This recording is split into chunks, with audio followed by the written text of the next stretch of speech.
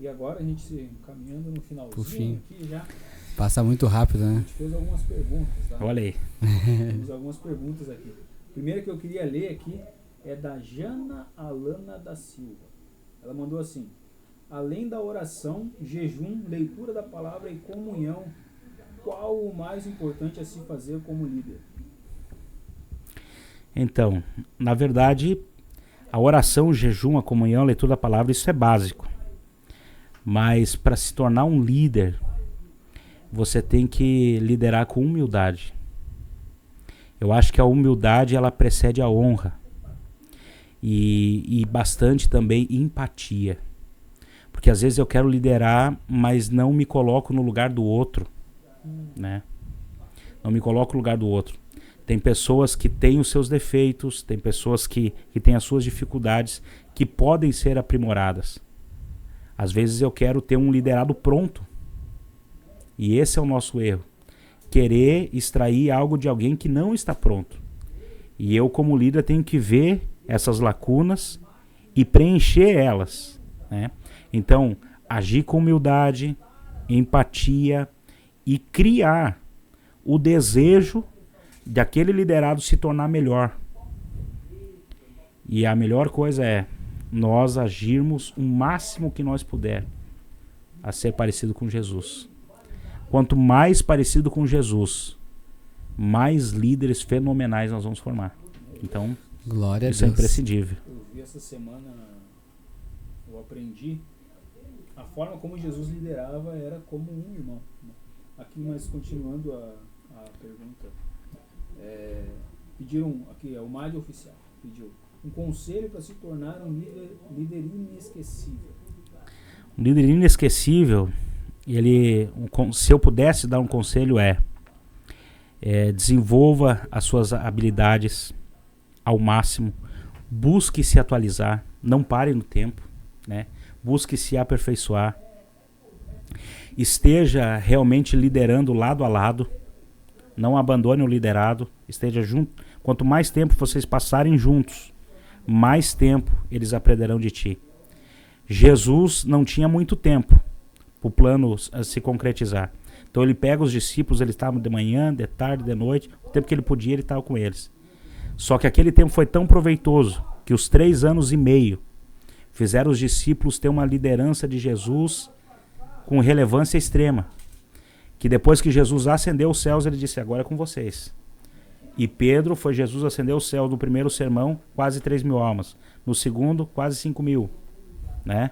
Então, aprenderam ao máximo de Jesus. E tudo que aquilo que eles aprenderam, que os apóstolos aprenderam, eles também passaram. Tanto que os pais da igreja vão dizer aquilo que os apóstolos nos deixaram. Então, uma liderança vai deixando para outra. E assim a gente segue, como diz o hino, a igreja segue caminhando. Glória a Deus. Só para não deixar muito vago o que eu falei ali, de que Jesus liderou como um irmão, ele falava, venham ao Pai, eu sou o caminho, venham comigo ao Pai, vamos que eu levo vocês lá. Outra coisa é agir com princípios bíblicos, né? A gente agir com princípios, ter uma liderança com princípios e uma comunicação eficaz.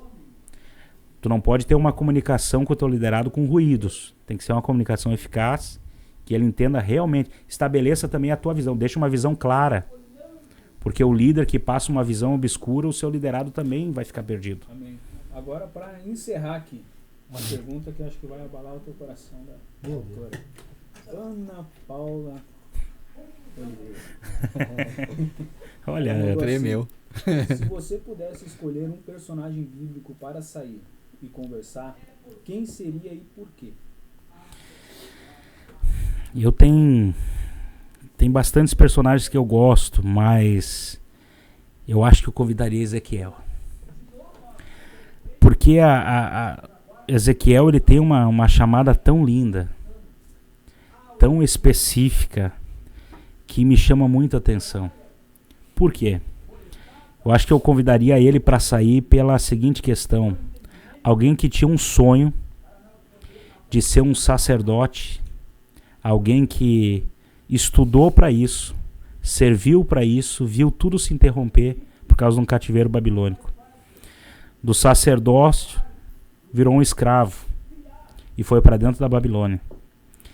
E dentro da Babilônia, onde todos não imaginavam, porque a crença da época dizia que o Deus que me deu a vitória sobre esse povo, esse Deus é maior do que o Deus do povo que foi derrotado. Eles diziam, então Deus não pode se manifestar aqui. Quem se manifesta aqui é Marduk. E Deus só se manifestava em Jerusalém, que tinha templo, e agora nós derrubamos o templo. Derrubamos o templo e Deus não se manifesta.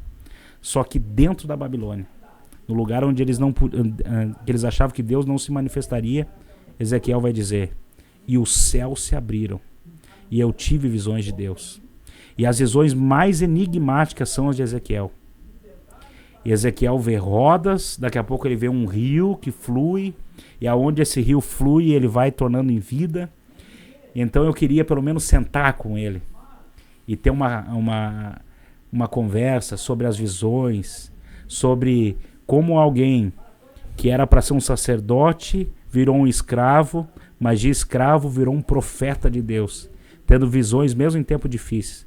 É esse tipo de gente que a gente gostaria de estar perto. Porque a chamada de Ezequiel é algo tão lindo que o texto vai dizer que ele, estando no meio dos cativos, ele poderia ter sido afastado por ter uma inteligência acima dos demais, mas ele prefere estar no meio de pessoas que sofrem, de pessoas que choram, de pessoas que gemem. Então, esse tipo de pessoas eu gostaria de ter. Glória a Deus. Com certeza seria Ezequiel.